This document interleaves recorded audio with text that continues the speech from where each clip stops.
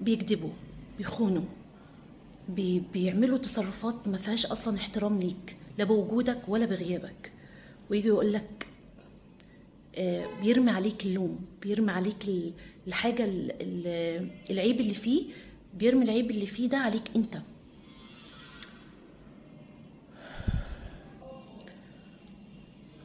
لما تيجي تعاتبه يطلع كل العيوب فيك، يقول لك لا، ما انت عملت وعملت وعملت وعملت، ويجيب لك القديم ويجيب لك الجديد، لمجرد ان هو بس عايز يطلع من الموقف. فلازم يطلعك انت المذنب، لازم يطلعك انت الحد مش كويس، انت حد مش متزن نفسيا. هو اللي بيرفكت، هو اللي ما بيغلطش، هو الملاك، هو المظلوم. فريح نفسك وابعد عن الناس دي خالص، عشان تعيش في سلام وطمأنينة وهدوء.